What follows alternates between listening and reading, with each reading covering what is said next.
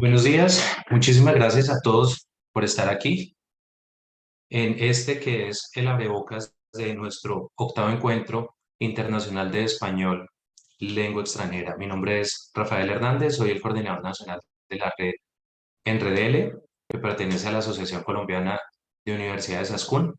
Y para nosotros es un placer y un honor estar aquí con ustedes. Nos acompañan dos panelistas de la Universidad de Antioquia, grandes profesores. Les voy a hacer un poco de historia sobre quiénes somos como red. En Redel es un espacio permanente de aprendizaje colaborativo y de interlocución propositiva que fomenta el trabajo interinstitucional en torno al español como lengua extranjera y como segunda lengua. La red se creó en 2007 en Bogotá como iniciativa de un grupo de docentes de 9 universidades. En estos momentos tenemos alrededor de 35 instituciones de educación superior y algunos colectivos de profesores eh, adscritos a la red. Nosotros tenemos este año el octavo encuentro, que es, digamos, una oportunidad para reencontrarnos presencialmente después de toda esta coyuntura de la emergencia sanitaria derivada del COVID-19. El encuentro anterior, nuestros encuentros se desarrollan cada 2 años. El encuentro anterior, en el año 2021, se desarrolló en la Universidad de La Sabana, pero se desarrolló completamente virtual por la coyuntura de emergencia sanitaria. Este año tenemos la oportunidad de reencontrarnos físicamente y nuestro evento se desarrollará en la Universidad Javeriana de Cali. Los invitamos a todos a que nos visiten. Vamos a estar 16, 17 y 18 de agosto de este año. Y la idea de esta charla es justamente darles la oportunidad de que ustedes tengan un abrebocas de lo que va a corresponder la discusión sobre las últimas tendencias en investigación en enseñanza de español como lengua extranjera. Les voy a hacer de pronto lectura de un texto que tenemos aquí en la página web que les estaremos compartiendo a través del chat de la aplicación Zoom para que ustedes tengan acceso a la información de primera mano. Pasados 3 años de la situación de emergencia sanitaria a nivel mundial provocada por la pandemia del COVID-19, que ha generado un desarrollo tecnológico sin precedentes, pero favorable, y el desarrollo de valiosas herramientas de comunicación que han dado continuidad a la actividad académica que dieron lugar a la experiencia del séptimo encuentro que se realizó en modalidad remota completamente, se resolvió realizar este año el evento en modalidad híbrida, presencial y remota. Se espera contar con una amplia acogida por parte de la comunidad académica y científica interesada en la enseñanza y el aprendizaje del español como lengua extranjera, como lengua adicional, como segunda o tercera lengua. De allí que el encuentro tiene estas denominaciones L, ELA, L2 más. Entonces, sin más preámbulo, le doy paso a los profesores, le doy paso al profesor Juan Felipe Zuluaga, quien les hará una breve introducción de los perfiles de los profesores Jimena Forero y Jorge Mauricio, quienes amablemente han aceptado compartir sus conocimientos y acompañarnos en este espacio de apertura de abrebocas. Y pues, sin más, Juan Felipe, muchísimas gracias. Juan Felipe, les indico, es miembro es el representante de la Universidad de Antioquia en la red y es miembro del comité académico. Muchísimas gracias, Juan Felipe, y te doy el paso. Rafael, muchas gracias por la introducción y por el contexto de qué es la red, dónde estamos ubicados, porque en ocasiones, incluso en el área de español como lengua extranjera o adicional, no se reconoce bien esta instancia que creemos que es de mucho impacto para lo que hacemos en lingüística de lenguas adicionales en el país. Hoy tengo el placer de presentar a dos colegas con quienes he trabajado de la mano y a quienes admiro mucho por sus investigaciones y su capacidad académica. La profesora Jimena Forero, que de hecho es profesora actualmente del pregrado en periodismo, pero ella es comunicadora social, periodista y magistra en comunicaciones. Además es doctora en educación. Y actualmente se desempeña como profesora en la Facultad de Comunicaciones y Filología en la Universidad de Antioquia, donde laboramos los tres. Asimismo, la profesora es investigadora en el área de tecnología educativa.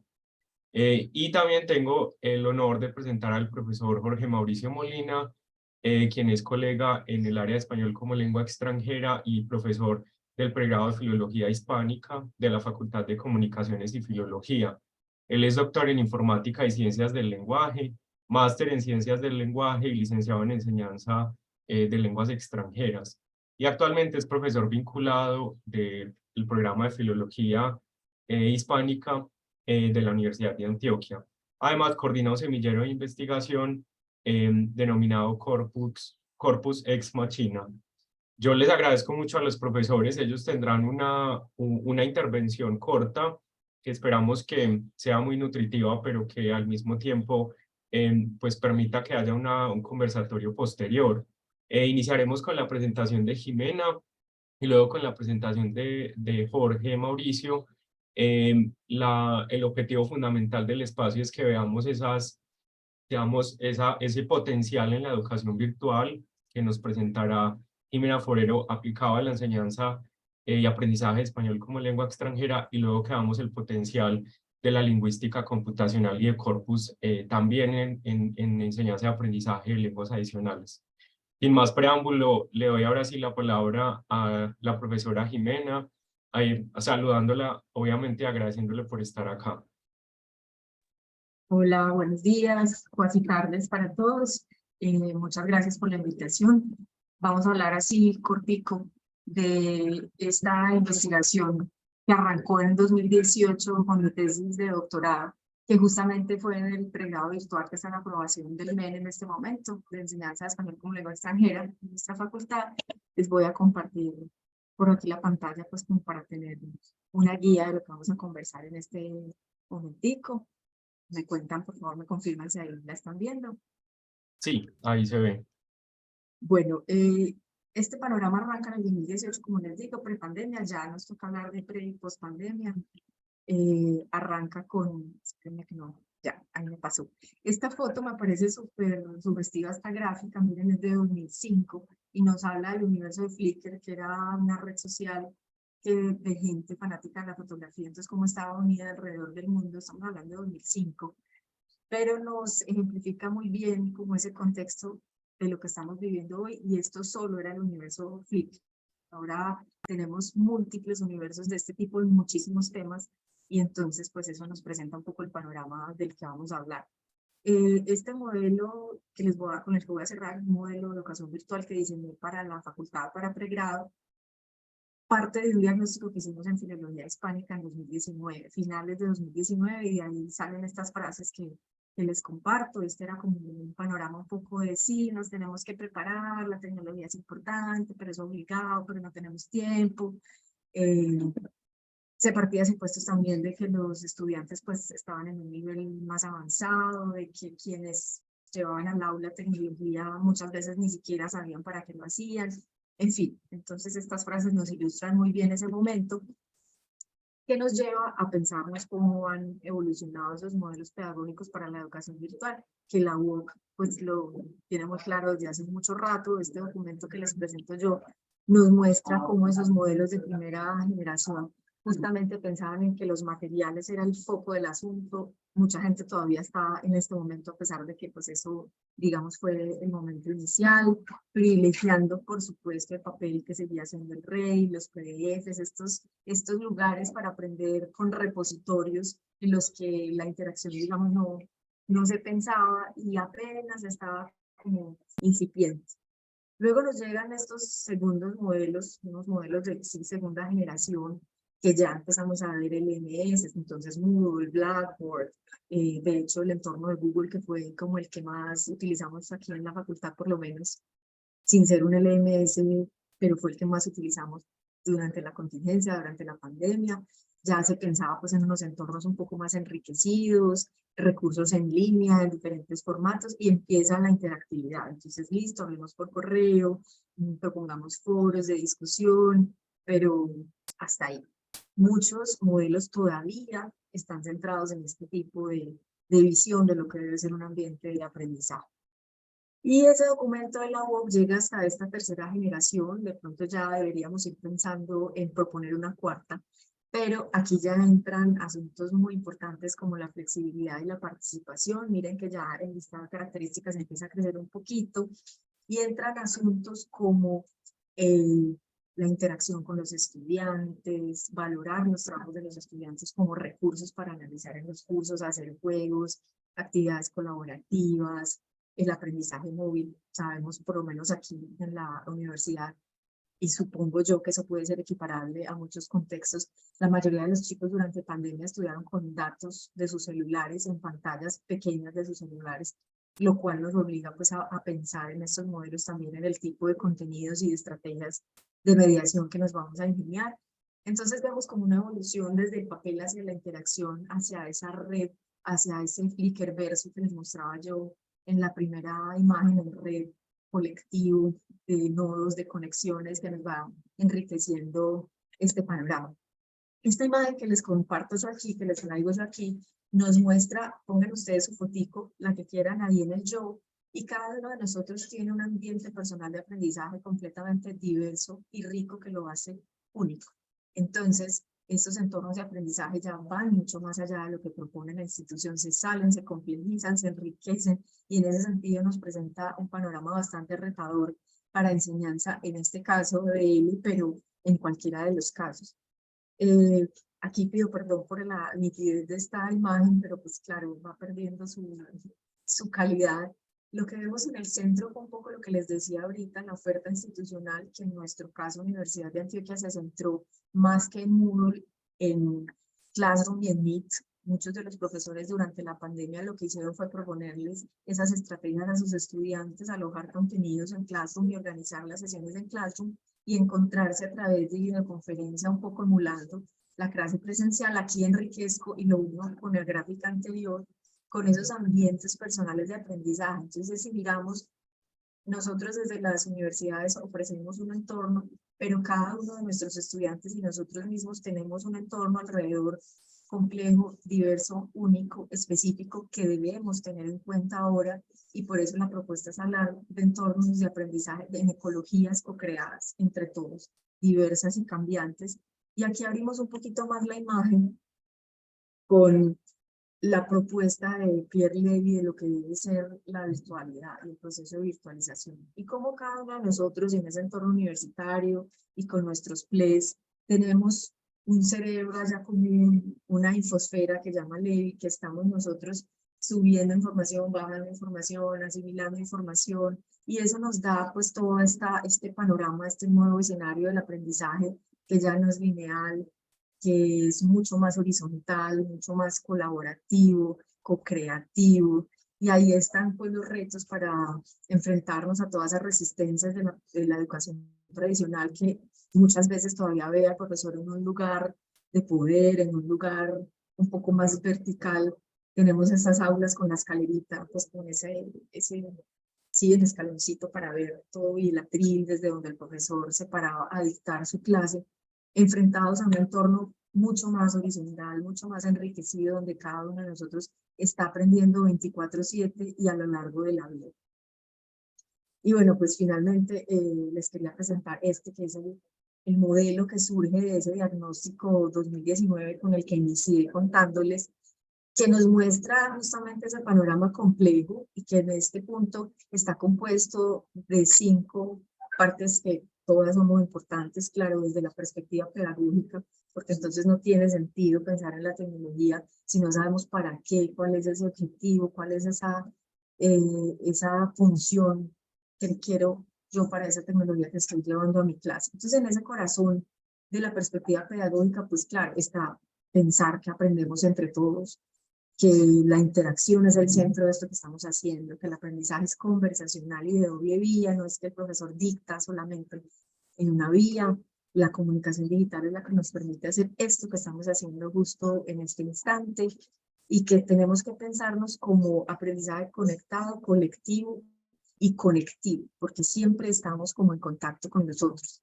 Tenemos una mirada también de esa concepción de los actores, pensados como un docente dialectizador, que es quien administra la conversación, quien propone recursos, quien involucra, quien dinamiza, y un estudiante que se transforma en un aprendiente, es decir, ya no es quien estudia, sino quien aprende de una manera mucho más activa, asumiendo su propio proceso de formación, que eso ha costado mucho, y vemos estos estudiantes que todavía llegan a un salón de clases a recibir, e inclusive se duermen en el salón de clase porque creen que calentar la silla ya es suficiente con estar ahí.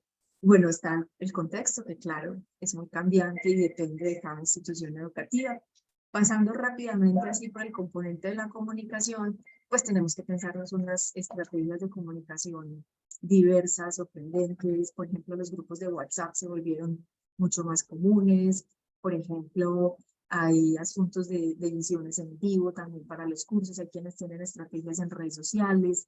Es más como una invitación, una provocación a que se piensen otras formas de comunicación con los estudiantes, con una mirada hacia comunidades y colectivos inteligentes de aprendizaje que estén entre todos compartiendo recursos. Desde la didáctica hablamos de dialéctica de los sujetos, esa conversación, ese ir y venir de ideas y compartir y ser todos como hacer sparring mental desde los contenidos disponibles en Internet. Por supuesto, a veces nos obsesionamos con virtualizar un montón de contenidos cuando Internet está lleno de recursos para hacer curaduría de contenidos y, por supuesto, los creados por los participantes. Las ecologías de aprendizaje co-creadas, de las que ya pues, les hablaba un poco, que combinan nuestros propios ambientes de aprendizaje con todo ese ambiente que propone la institución y que está afuera y que fluye entre todos nosotros.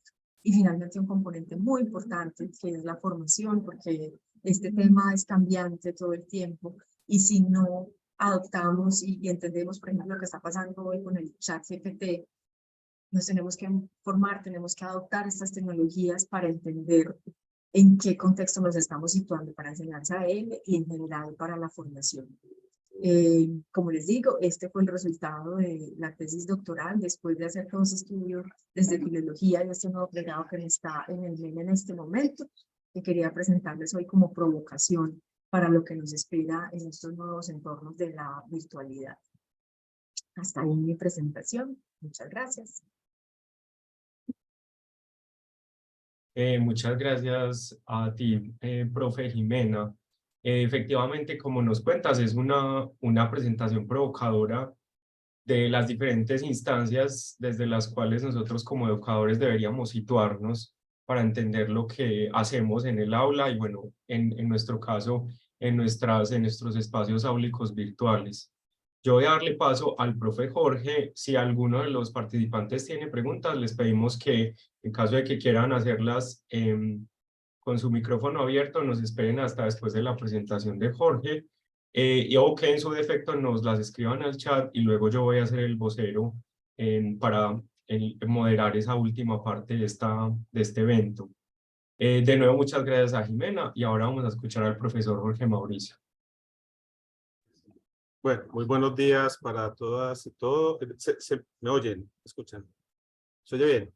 Sí, Okay. sí. Buenos días para todas y todos. Espero que estén muy bien. Muy contento de estar acá, pues de haber sido invitado por Enredele. Y bueno, pues voy a compartir con ustedes algunos, pues parte de mi experiencia con lo que tiene que ver con la lingüística computacional y de corpus y su posible relación o empleo en lo que tiene que ver con la enseñanza del español como lengua adicional, segunda lengua, lengua extranjera. Voy a compartir unas imágenes, me dicen por favor si se ven. Sí. Les pido disculpas que estoy saliendo de un problema de una laringitis que me dio, entonces si en un momento me coge pues como la tos, les pido que me disculpen. Bueno, entonces le di como este título a la propuesta, sí se ve, ¿cierto? Sí, sí, ahí se ve. Una propuesta de ayuda a la enseñanza del español como lengua extranjera o, bueno, o lengua adicional o segunda lengua desde la perspectiva del procesamiento del lenguaje natural y la lingüística de corpus. Entonces, como lo mencionaba ahorita el profesor Juan Felipe, pues yo soy, pues mi formación es en informática y ciencias del lenguaje.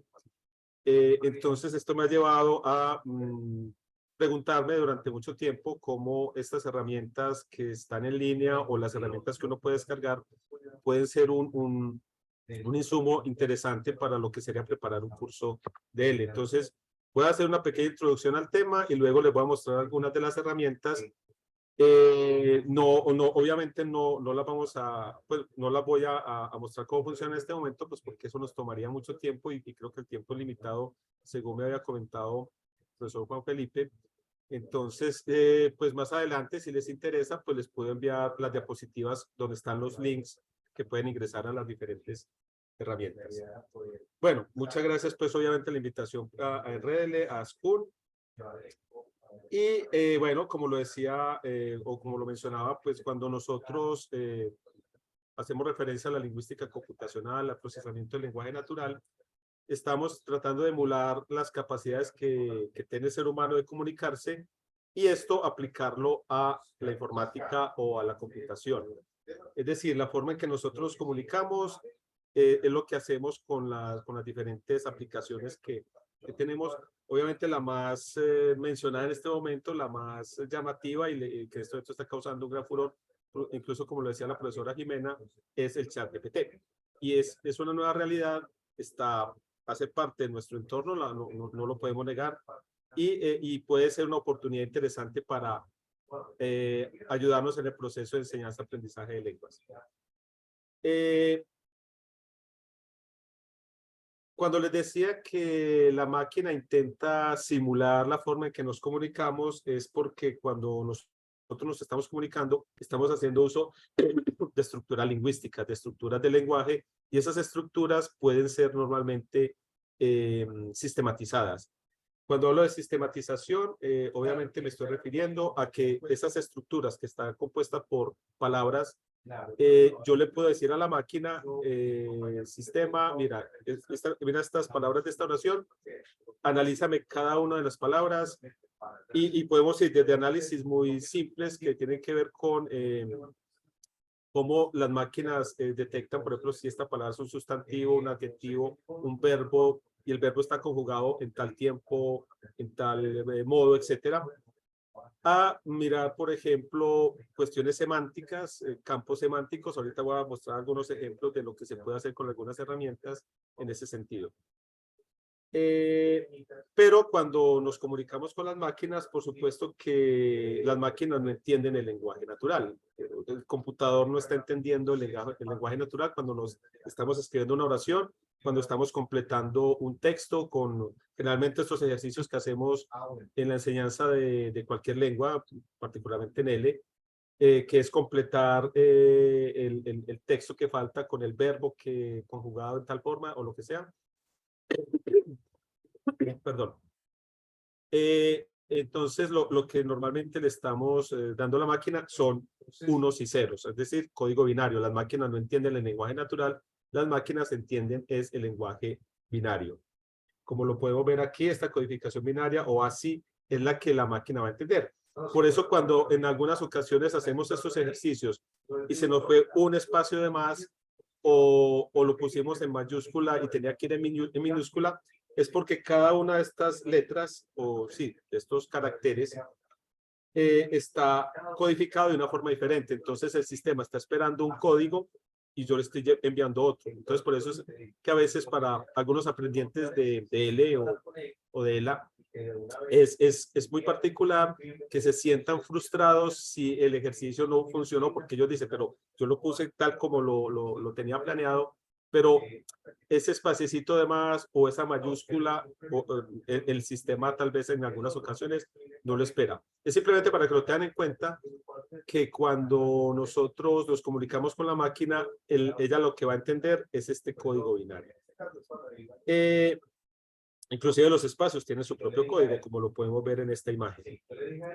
Miren que la A mayúscula tiene un código y la A minúscula tiene otro código diferente. Entonces, eso es importante que lo tengamos en cuenta cada que hacemos una actividad que está planificada para hacerse informáticamente o a través de una plataforma.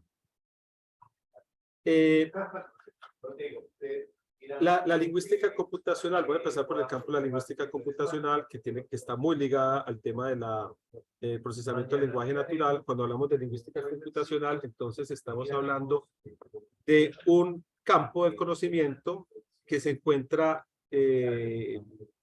inmerso en toda una cantidad de elementos. Si hablamos de la lingüística, vemos que la lingüística computacional se encuentra inmersa en lo que es la lingüística general, la lingüística histórica, la lingüística contrastiva, la sociolingüística, la dialectología, la lexicografía, el léxico, cuando enseñamos léxico en nuestras clases, cuando enseñamos vocabulario, cuando enseñamos gramática, entonces eso va ligado a la lingüística general. Entonces, mire que la lingüística computacional se puede convertir en una herramienta importante o en un insumo importante para la preparación de muchos aspectos que tienen que ver con el lenguaje y, por supuesto, que con el campo de la lingüística aplicada, donde se encuentra inmerso en la enseñanza de lenguas, ahí está en el centro perfecto. Y por eso considero, o por lo menos es mi idea, que la lingüística computacional puede ser un insumo importante para la enseñanza de lenguas. Algunas generalidades, pues no sé si muchos de ustedes han visto el tema de la lingüística computacional, tal vez alguna vez en una clase o algo. Bueno, la lingüística computacional es una ciencia interdisciplinaria que tiene que ver con, por un lado, la lingüística, muchos elementos de la lingüística general, de la lingüística aplicada, y por otro lado, la informática, las ciencias de la computación. Y podemos decir que la lingüística computacional es una ciencia relativamente reciente si tenemos en cuenta que surgió por allá en los finales de los años 40 con la traducción automática. La lingüística computacional, pues, se interesa en el tratamiento, en el procesamiento informático de las lenguas naturales, por eso se puede aplicar en la enseñanza de lenguas. Y se utiliza para ello las potencialidades que procede la informática, la computación.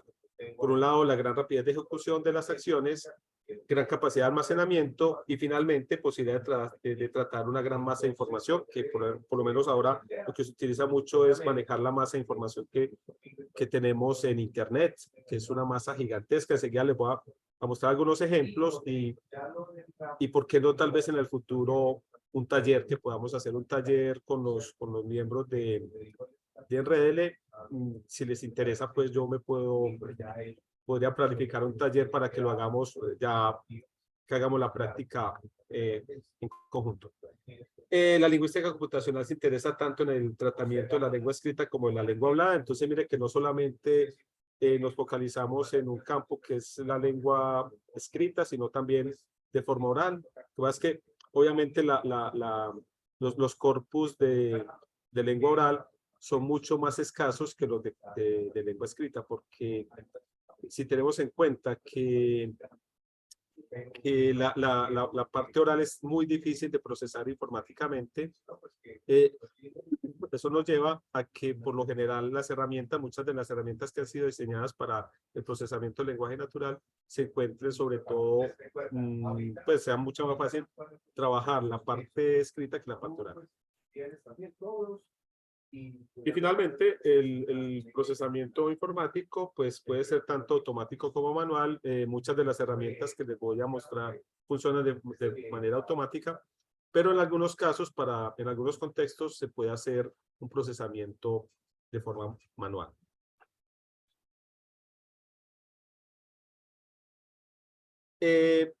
Cuando hablamos de cuáles son las tareas esenciales para procesar el lenguaje natural, las tareas se subdividen en las siguientes. Y ahorita vamos a ver algunos ejemplos que, como les digo, pueden ser muy útiles en el momento de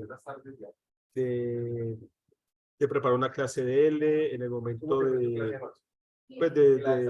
organizar alguna tarea, alguna actividad con nuestros aprendientes de L. Entonces, una primera actividad es la segmentación de oraciones. Entonces, la segmentación de oraciones, pues es tomar un texto y hay algunos elementos que me permiten saber qué es una oración.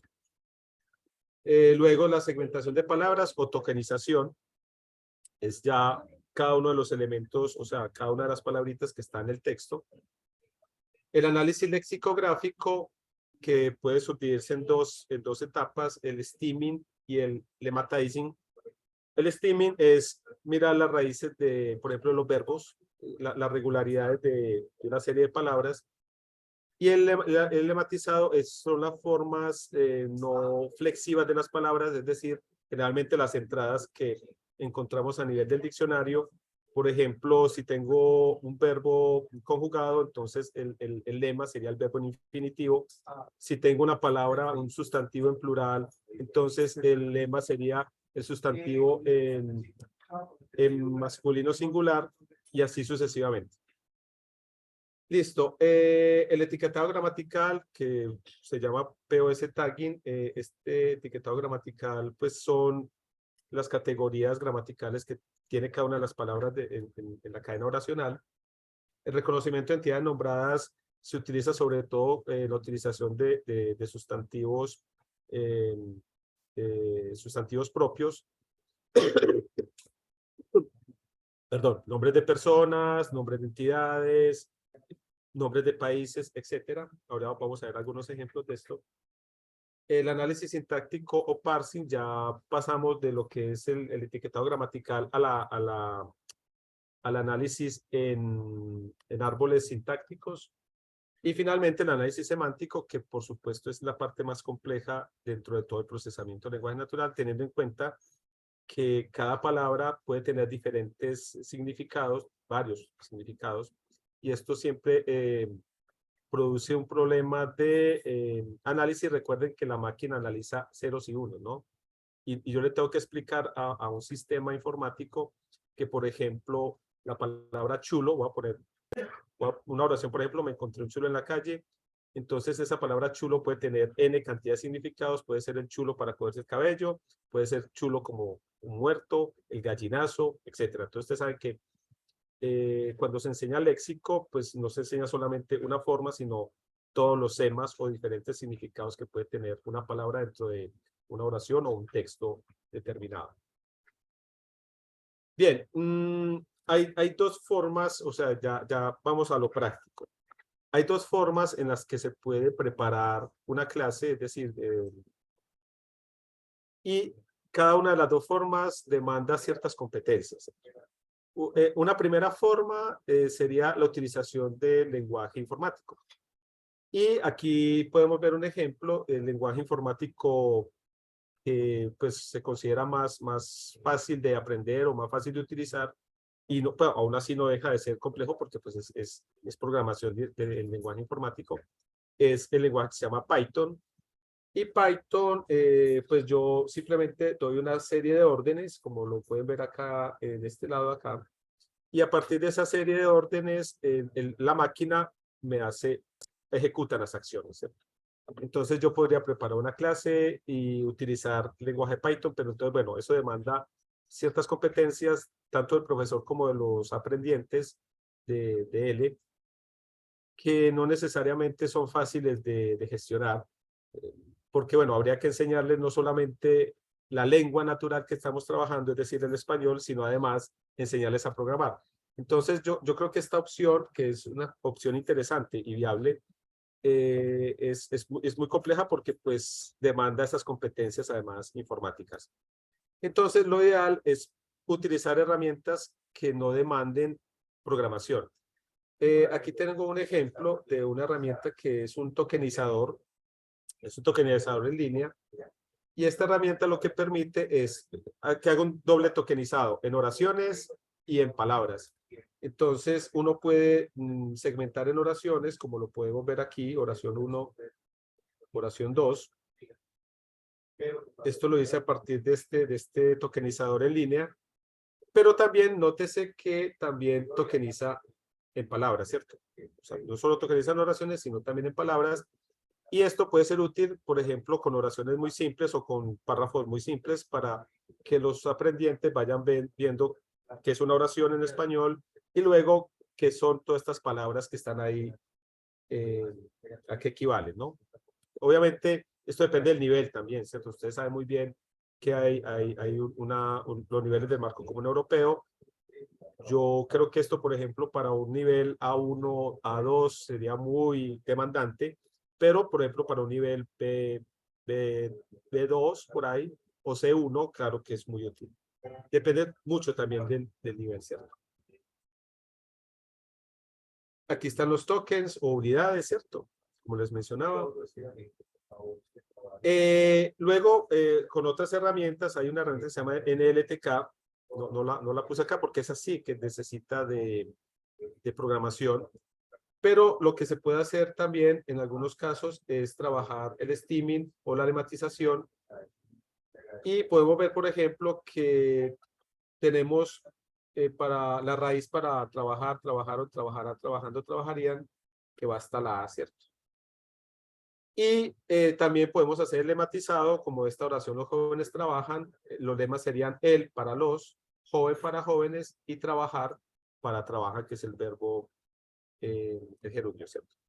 Bien, ahí tenemos esta opción, ¿cierto? Que es interesante, que pues, puede trabajar y podemos, pues podríamos trabajar con nuestros aprendientes de L para mirar, por ejemplo, sobre todo la parte del aprendizaje de vocabulario.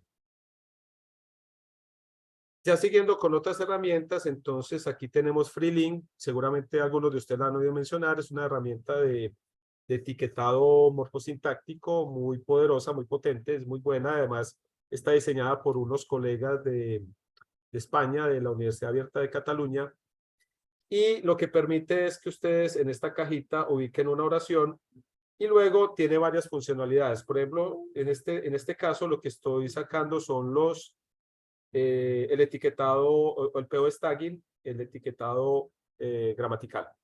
Me dice que la es un determinante, me da el lema y la etiqueta. Y por ejemplo, si no sé qué es de AFS, que es determinante artículo femenino singular, nombre común femenino singular, adjetivo calificativo común singular, etcétera, pues yo puedo ayudarme de esta tablita que está abajo, que la trae el sistema y que me permite ver qué es cada una de las categorías gramaticales. Y esto, por ejemplo, se puede trabajar gramática con los estudiantes de L, con una forma, pues una herramienta que hace un análisis bastante afinado y muy rápido generalmente. Hay otra herramienta que es el Core NLP, es una herramienta desarrollada por la Universidad de Stanford en Estados Unidos. Está para varias lenguas, incluyendo pues el español. Y lo que hice aquí fue pues poner una oración. El presidente de Colombia, Gustavo Petro, en su primera visita a Estados Unidos, mostró su familiaridad con la cultura de ese país el martes en la noche. Entonces lo que podemos ver es que me analiza el PO tagging, las categorías gramaticales, el determinante, presidente es un sustantivo, es una adposición, así se llaman las preposiciones, Colombia es un proper noun, nombre propio, puntuación, Gustavo es un nombre propio, Petro es un nombre propio, puntuación, etc. Lo que podemos ver es que en una forma muy rápida y limpia me da unas categorías gramaticales, yo puedo trabajar gramática en una clase con Desaprende, pero también desde hablar ahorita del el reconocimiento de entidades nombradas, es decir, cómo podemos poner esta misma oración y me dice que el presidente es un título, Colombia, country, es un nombre de país, Gustavo Petro es el nombre de una persona, Estados Unidos es un país, y el martes es la fecha del martes 2023-0606. Entonces es interesante porque pues yo puedo trabajar con oraciones muy simples, dependiendo obviamente del nivel, como les decía ahorita, con estas herramientas y ayudarme para hacer, por ejemplo, mirar, por ejemplo, si estoy trabajando sustantivos, nombres propios, entonces puedo utilizar esta herramienta. Y luego aquí abajito me hace el árbol, ya la parte del árbol donde veo que el verbo mostró está en el centro, y luego puedo ver quién es el sujeto de la oración, el presidente de Colombia, sujeto de la oración, y luego qué es el objeto o el objeto directo, el objeto indirecto, y también me da los complementos circunstanciales.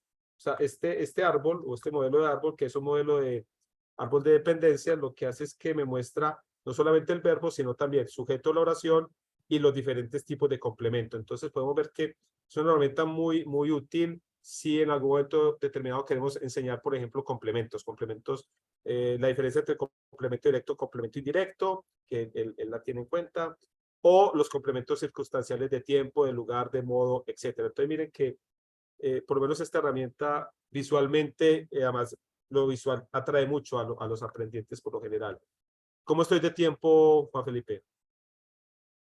Jorge, no, de momento vamos bien. Ok, muchas gracias. Continuar sin problema. Bueno, te agradezco mucho. Bueno, lo que les decía entonces es que uno puede hacer este análisis tanto con el Core NLP, que es de Stanford, así como FreeLink, que es de la Universidad Abierta de Cataluña, que los dos nos dan estos arbolitos y visualmente, pues estos árboles, yo sé que a veces la gramática puede ser un tema tabú, ¿no? En muchos cursos no enseña gramática, hay que enseñar competencia comunicativa. Pero créame que si en algún momento hay que abordar la gramática, se debe hacer, pienso yo, es mi idea, de una forma agradable y visual. Por lo menos estas herramientas son muy visuales y nos pueden permitir justamente hacer esa gramática menos pesada, menos engorrosa, ¿cierto? Aquí tenemos, bueno, para terminar un análisis semántico, entonces puse un set de oraciones en FreeLink, esto también lo hace FreeLink, y él me establece dos campos semánticos a nivel de los verbos y campos semánticos a nivel de los sustantivos comunes. Entonces me dice que participate, participar, intervenir, mediar, participar, tomar parte, establecer, basar, establecer, fundamentar, fundar, implantar. Entonces me da una serie de elementos a nivel de los campos semánticos, como les decía, de verbos que pueden ser similares o de sustantivos que pueden estar en el mismo campo semántico por lo general. También se puede hacer automáticamente estos grafos, estos gráficos, donde vemos estas unidades aquí representadas. Y esto inclusive se puede utilizar en una clase de léxico para mirar qué otro léxico encuentran los aprendientes a partir de estas herramientas. Bueno, obviamente, pues los alcances del manejo de herramientas, pues como les decía, se puede grandes masas de datos en tiempos reducidos, posibilidad de manejar los datos para realizar aplicaciones en la red. Los datos obtenidos a través del procesamiento del lenguaje pueden aplicarse en diversos campos del conocimiento, entonces como pues la enseñanza de lenguas, por supuesto. Entonces, pero bueno, si bien hay unos alcances y unos elementos importantes, pues sí, infortunadamente hay algunas limitaciones. Una de esas es que los sistemas mejor dotados pueden llegar, en el mejor de los casos, a un nivel de certitud del 98 al 99%, el 100% es utópico, es decir, que las etiquetas sí estén correctas, porque hay que revisar luego que las etiquetas sí estén correctas. Estos sistemas que les mostré son bastante buenos, o sea, pueden estar en un 97, 98%, pero como les decía, el 100%, o sea, una herramienta que haga un análisis perfecto al 100%, de momento, pues yo no conozco una herramienta de ese nivel porque, y es muy normal. El lenguaje natural que nosotros hablamos es ambiguo por naturaleza. Por lo tanto, si esa ambigüedad, yo no puedo saber exactamente, o por lo menos la máquina no puede saber con precisión si esta palabra en este contexto es un sustantivo, un adjetivo o lo que sea. Entonces, eso hay que tenerlo en cuenta porque entonces lo más importante, y esto es vital, me parece a mí, es no enseñar errores. O sea, no podemos enseñar errores a nuestros aprendientes y por lo tanto, si encontramos un pequeño error, hay que explicarles a ellos que es debido a que estas máquinas manejan un margen de error. Es simplemente eso. Ese problema de detección, como les decía, se debe a esa ambigüedad lingüística. Bueno, voy a pasar aquí rápidamente. Sí, es esa ambigüedad, ¿no? Yo tengo una oración como la pequeña viola la forma. Primero hay que mirar que el la puede tener varias categorías gramaticales, puede ser un determinante, un sustantivo o un pronombre. Pequeña puede ser sustantivo o adjetivo. Viola, el instrumento es un sustantivo, pero también está el verbo violar con el sentido de transgredir, que es un verbo. Y bueno, así sucesivamente. Y luego, pues, tenemos dos posibles interpretaciones, ¿cierto? La pequeña viola la forma. Yo le dije a una niña pequeña que hiciera una forma y hizo otra, entonces transgredió la forma, violó las reglas de la forma, hizo otra cosa. Y la pequeña viola, un instrumento musical que se llama viola, pero de tamaño pequeño, forma a alguien, forma a una persona. Entonces, mire que si de por sí tenemos esta ambigüedad del lenguaje, es muy difícil que una máquina que interpreta lo que yo le estoy diciendo, pueda saber a ciencia cierta manejar este tipo de ambigüedades. Ahí hay soluciones. Una es métodos estadísticos, cadenas de Markov. Bueno, eso es simplemente ¿qué es más viable? Que después de un determinante lo que tenga seguido es un sustantivo. Que después del sustantivo o de un grupo nominal tenga un verbo. Y así sucesivamente, eso se maneja a nivel estadístico. Y cuando no logro eso, entonces paso a los métodos lingüísticos, es decir, a un análisis manual ya por un experto de lenguaje. Bueno, yo hablé en un comienzo de que hay una parte que tiene que ver con la lingüística computacional. Por otro lado está la lingüística de corpus. Y ellas dos están muy unidas según mi visión. Según lo que yo pienso, tanto la lingüística de corpus como la lingüística computacional forman una encrucijada o están añadidas o están unidas las dos, porque la lingüística de corpus, por lo general hoy en día, se basa mucho en la lingüística computacional. Hoy es muy raro que alguien haga un corpus a mano, es decir, que vaya y recoja textos de forma manual y luego vaya y los analice uno por uno contando palabrita por palabrita. No, por lo general hoy en día tomamos corpus de internet y los analizamos con herramientas que nos dan con cierta precisión la cantidad de veces que aparece una palabra o ciertas características, como les mostraba hace un momento. Entonces, yo considero que la lingüística de corpus y la lingüística computacional están en el centro de todas estas áreas de la lingüística y de las ciencias del lenguaje.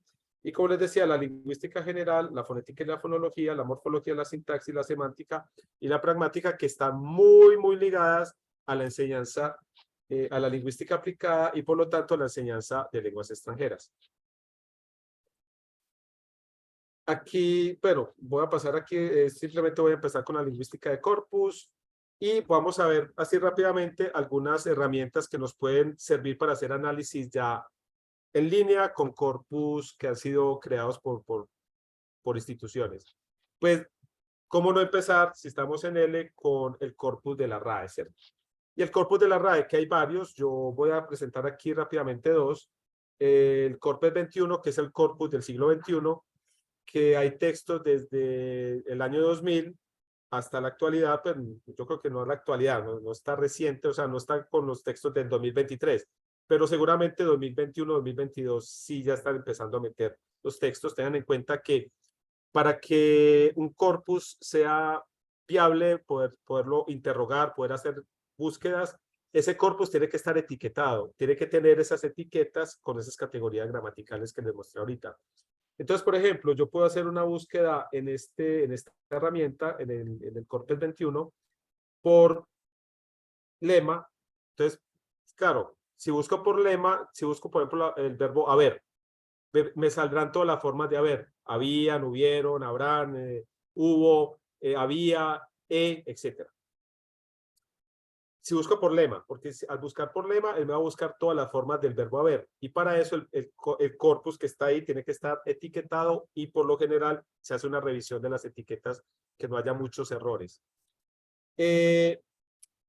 Luego, pues, aquí se puede hacer no solamente, bueno, estas búsquedas de ocurrencias para mirar en textos reales cómo se utiliza el lenguaje. Aquí salen las palabras, sino que esto tiene algo interesante, es que se puede buscar coapariciones o coocurrencias. Es mirar qué unidades, si usted pone, por ejemplo, la palabra amor y busca qué unidades se ligan a la palabra amor, entonces puede encontrar amor propio, amor filial, amor fraterno, amor platónico, etcétera. Va a buscar todas las unidades que están relacionadas con un término que yo estoy buscando. Y esto, obviamente, en la enseñanza de él es tremendamente útil porque yo puedo buscar, y recuerden que son textos reales. Esto es lo más interesante y lo más importante de estos corpus.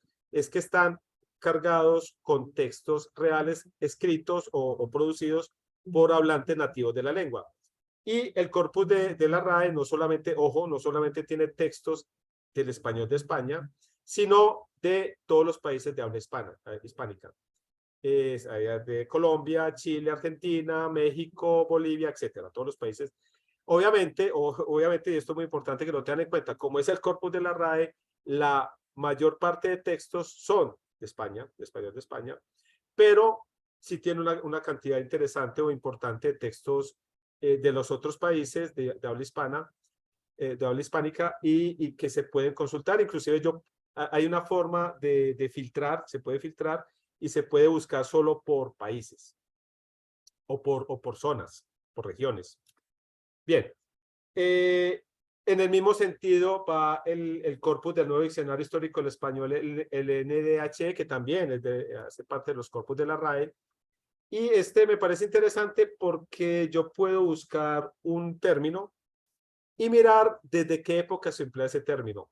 Y, por ejemplo, hay palabras, están esas famosas palabras que están en desuso. Yo puedo mirar en qué época esa palabra se volvió, pues se dejó de estar en desuso y hasta qué época más o menos el término se empleaba. O a partir de qué época, porque bueno, este corpus va desde el siglo XII, que son los textos más antiguos, hasta el siglo XX, hasta más o menos 1970, si no estoy mal. Entonces ahí tienen una herramienta bastante interesante si quieren hacer, y también se puede buscar no solamente por lema o por forma, sino también las coapariciones que les decía ahorita, las colocaciones. Bien, luego hay este corpus me parece tremendamente interesante y útil, es el Corpus Europarl del Parlamento Europeo, que está en 6 diferentes lenguas. Entonces es interesante porque usted puede buscar un término y ese término aquí me sale, por ejemplo, aquí busquen la palabra love en inglés y me sale en diferentes lenguas, en alemán, en francés, en español, en italiano y en holandés. Entonces, por ejemplo, si tengo aprendientes de diferentes lenguas, cuya lengua materna es el inglés, cuya lengua materna es el francés, etcétera, entonces con esta herramienta yo puedo, porque esto lo que hace es que toma las traducciones del Parlamento Europeo y las pone en las diferentes lenguas. Entonces también es interesante para, por ejemplo, para mirar léxico. Aquí, por ejemplo, hablan de love of money en inglés y en español lo tradujeron como el espíritu de lucro. Entonces, mire que no sería el amor por el dinero, sino el espíritu de lucro. Entonces, es interesante mirar diferentes opciones para nuestros aprendientes. Creo que me queda poquito tiempo, ya estoy que termino. Bueno, luego está esta herramienta, el Web Corp Live, que es una herramienta muy interesante porque hace búsquedas en tiempo real en la web. Usted pone una palabra, como por ejemplo yo puse aquí paz en Colombia, y me busca todos los textos, y de hecho yo puedo ir luego dándole clic acá, puedo ir a cada uno de los textos y mirar el contexto en el que sale el término o los términos que estoy buscando. Por ejemplo, esto para trabajar locuciones es perfecto.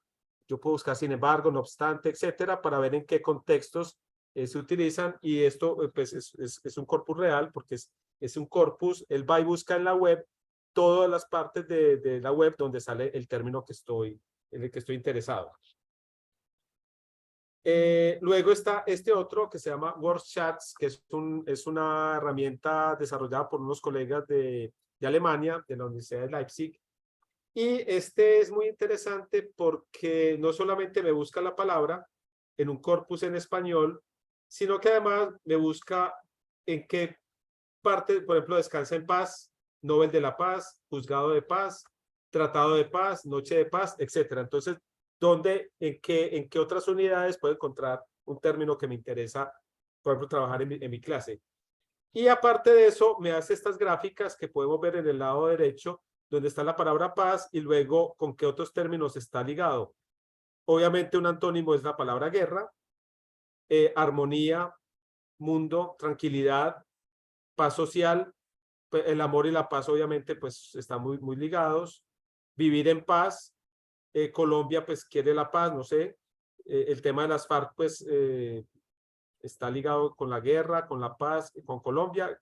Lo que él hace es que busca palabras y empieza a entretejer lazos entre estas unidades.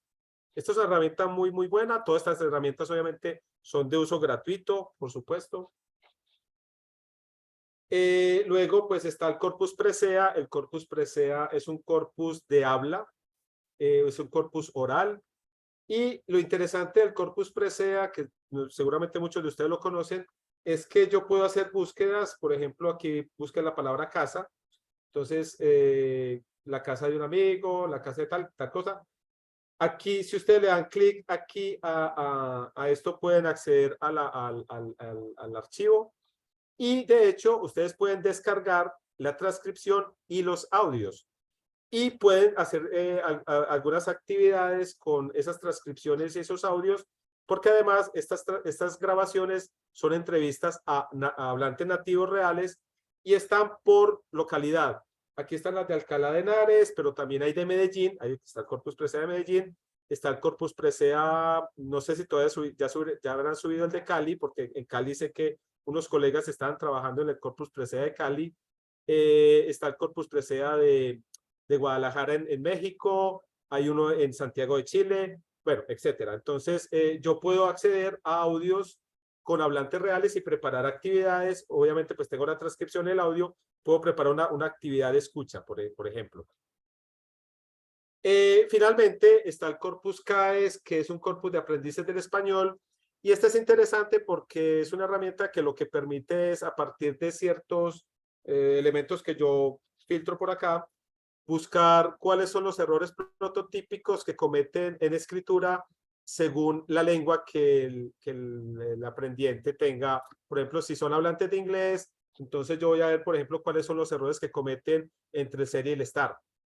Yo voy y miro, filtro por acá, busco acá en esta cajita, por ejemplo, si es el verbo ser o estar, y ver cuando ellos cometen ese error de yo soy muy feliz de estar acá y ese tipo de cosas. Ya para terminar, entonces, simplemente pues concluir diciendo que la lingüística computacional y la lingüística de corpus pues se convierten en un insumo interesante, importante para la enseñanza de lenguas extranjeras, obviamente pues para el español como lengua extranjera, como lengua adicional o como segunda lengua, pues es de gran utilidad, sobre todo por lo que les muestro ahorita, que son textos reales, que recuerden que el marco común europeo pues señala de una forma muy importante que lo ideal es trabajar con textos auténticos y nada más auténtico que estos corpus que han sido creados pues por hablantes nativos reales. Y yo creo que con esto ya me despido y les agradezco por la atención. Muchas gracias. No, profesor Jorge, muchísimas gracias a usted por la intervención, por los ejemplos. Ha sido una charla muy ilustrativa que creo que a todos los presentes que trabajamos en el aula nos va a ser de mucha utilidad. La profesora Jimena se tuvo que retirar, que no sé, se había reservado hasta las 1:30, pero yo puedo transmitirle a ustedes el correo de ella si tienen alguna pregunta específica que hacerle. Y le agradezco mucho, yo sé que ya luego verá esta grabación, entonces le agradezco mucho por haber estado en este espacio, así como al profesor Jorge. Vamos ahora a dar paso a las preguntas, tal vez tenemos un par de minutos si les parece bien para aclarar algunos asuntos que a ustedes les parezca pertinentes. Abrimos la sesión para que si alguno quiere levantar la mano y hacer esa pregunta, en este caso al profesor Jorge, pueda hacerlo. Adelante, Rafael. Yo había hecho, pues, tramité la pregunta a través del chat y es justamente porque en algunas conversaciones con algunos colegas, justamente invitándoles a esta charla, la respuesta es no, no voy a asistir porque no me interesa nada que tenga que ver con virtualidad. Entonces, mi pregunta va en ese sentido, ¿cómo se podría reconciliar el uso de las nuevas tecnologías con las prácticas pedagógicas tradicionales? ¿En qué medida eso es posible? La profesora Jimena en el chat contesta que no solo es posible, sino necesario porque estamos en un momento de transición que apenas si alcanzamos a reconocer, tenemos que empezar a dar pequeños pasos de flexibilización en los roles, los currículos, las modalidades, las mediaciones y los abordajes de los contenidos, porque no estamos preparados aún para un cambio radical después de varios siglos de educación magistral y tradicional.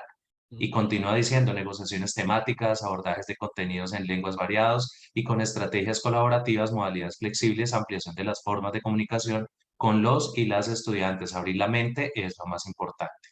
No sé si el profesor Jorge tenga, digamos, alguna apreciación al respecto.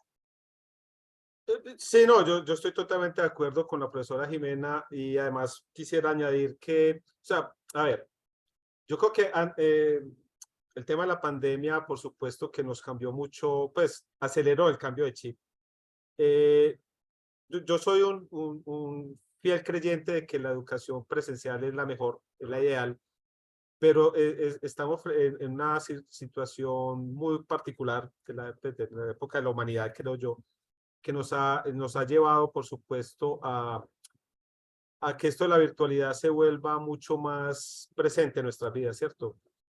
Hay personas que viven en zonas muy remotas del país, muy alejadas, y que para ellos venir a una ciudad, Medellín, Bogotá, Cali, sería muy complejo, muy difícil, económicamente no es viable. Entonces ahí es donde la educación, o por lo menos esto de la virtualidad, adquiere un sentido interesante y social, ¿no? Es llegar a esas personas, a esas zonas del país tan remotas, tan alejadas, que, y poder brindar educación de calidad, ¿cierto? Entonces, pues, yo sé, ahí también luego está el tema de que van a necesitar medios, van a necesitar, pues, con qué trabajar, y yo creo que ahí es donde, bueno, voy a ser arriesgado, es donde el gobierno, pues, nacional tiene que abrirse, porque o sea, tiene que dar esos medios, o tiene que crear esos medios, y tiene que hacer una infraestructura mucho más potente, porque sí, no tiene sentido tener virtualidad o tener educación virtual si además de eso no tenemos los medios para trabajar esa virtualidad y una infraestructura que soporte de forma adecuada, pues, o sea, virtualidad, sí, pues es posible. Yo estoy por la virtualidad, pero sobre todo la presencialidad, sí, creo que es lo ideal. Pero digamos que la virtualidad también tiene esa virtud de llegar allá a esos rincones del país donde muy difícilmente llega la gente de forma presencial, ¿cierto? Entonces, pero sí estoy de acuerdo, pero siempre y cuando que haya medios, ¿cierto? Infraestructura. No sé Muchas si gracias a Jorge. Así está muy bien, muchas gracias Jorge y también muchas gracias Rafael por las intervenciones. Yo creo que el evento del día de hoy ha sido intencionado a esta pregunta, intencionado en el sentido de que empezamos presentando un modelo pedagógico en el cual damos por sentado que la educación virtual no solamente es una oportunidad de acceso, sino una posibilidad para muchas personas para quienes esta modalidad es la adecuada.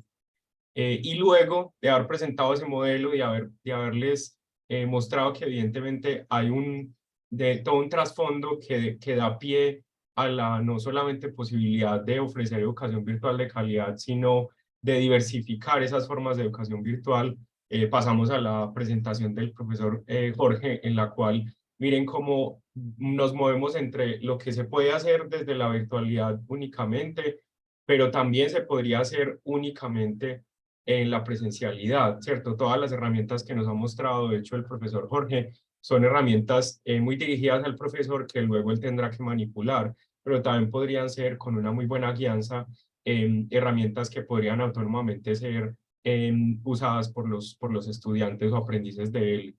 Hay una pregunta adicional y creería yo que para ser respetuosos con el tiempo de los asistentes cerraríamos con ella, y es una que nos hace en el chat Fortuna, que dice: ¿puedo trabajar cualquier tema y solo la aplicación nos da el juego o actividad, o es necesario conocer el mecanismo de la misma? Bueno, a ver, a ver, estas herramientas están muy focalizadas en ciertos aspectos del lenguaje. Yo lo que puedo hacer es en una secuencia didáctica, en una unidad didáctica, ir implementando las herramientas en ciertos puntos del trabajo, ¿cierto? Porque ya cuando uno quiere hacer actividades mucho más didácticas, mucho más como unir esta parte con esta, aquí tengo el verbo y aquí tengo varios elementos, unirlo con una línea, etcétera. Hay herramientas, de hecho hay una que se llama Keyclass, que es buenísima, o sea, esa herramienta es genial, hasta que todo el mundo la empiece a utilizar y se vuelva de pago. No, claro, ahora en la versión que tiene para todo el mundo es muy buena, o sea, es muy completa y permite hacer justamente eso que preguntaba ¿cómo se llama? Fortuna, o quién. Fortuna. Sí. Sí, puede hacer eso, ¿cierto? Eh, complementar, pero las herramientas que yo presenté son más para análisis de lenguaje, más de unas ocurrencias de palabras o de formas de palabras para que el aprendiente vaya viendo esos usos reales de la lengua, ¿cierto? Porque lo otro ya es como preparar actividades siguiendo un canon establecido, unos patrones que ya sí, pues, por ejemplo, KiCas o estas otras herramientas, bueno, está la ultra famosísima Hot Potatoes, pero que yo no recomiendo mucho. Yo prefiero inclusive desarrollar cosas mucho más que cognitivamente sean más demandantes para el aprendiente, porque Hot Potatoes está bien o no está mal, pues, o sea, es una herramienta interesante que se puede utilizar para hacer cositas muy sencillas, ¿cierto? Compléteme con esta palabra, etcétera. Pero claro, eso por una actividad simple, sencilla, sí. Pero cuando yo quiero demandar una utilización cognitiva mucho más fuerte de, de un concepto o lo que sea, pues yo prefiero ir a herramientas que demanden un poquito más de esfuerzo del aprendiente, pues por lo menos en lo que a mí respecta. Entonces, pues, por ejemplo, esa de Keyclass es muy buena herramienta, o sea, y la recomiendo bastante. Yo además solo apunto a lo que estás contando, que si alguno de los profes quedó siendo coloquiales antojado de usar alguna de las herramientas, el chat GPT en cualquiera de sus versiones, cuando le hacemos preguntas sobre cómo implementar corpus o herramientas de este tipo de lingüística computacional a las aulas de lenguas adicionales, responde bastante bien. Y de hecho, el ChatGPT puede proponerles actividades y sacarles preguntas concretas que podrían utilizar o actividades concretas que podrían utilizar en clase.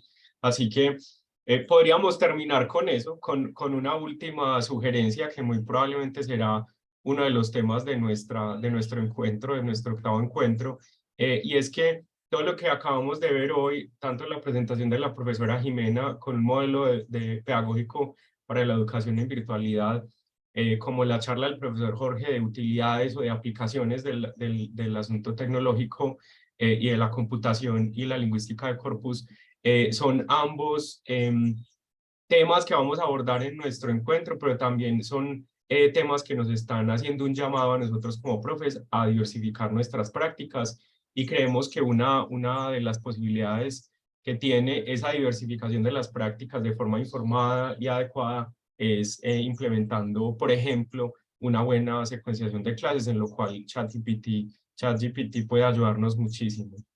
Yo le voy a dar la palabra ahora a Laura Cuña, que es nuestro puente.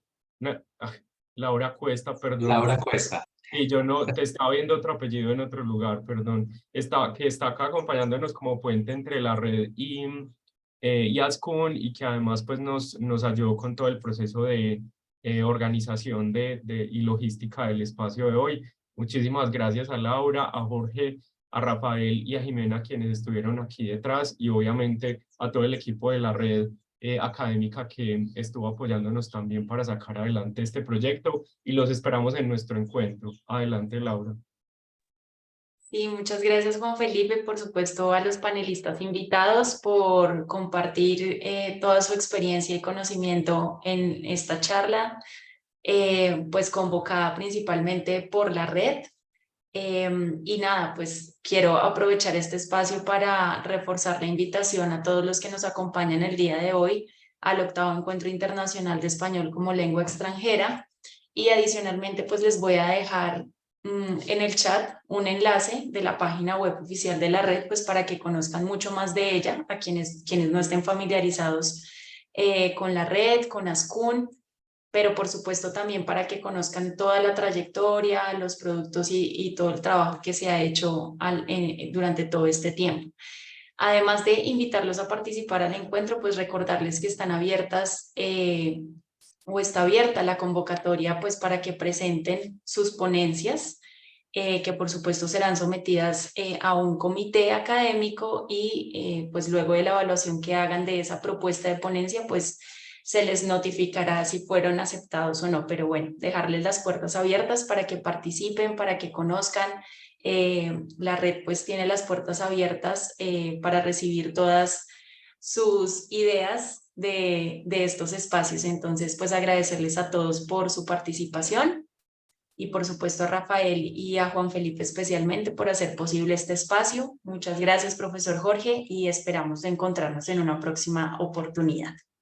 Feliz tarde para todos. Bueno, aprovecho para Gracias. agradecerles por la invitación y reiterarles pues que si necesitan de mi colaboración para un taller o cualquier cosa, cuenten conmigo, eso sí, por intermedio del profesor Juan Felipe, que es nuestro representante en la red.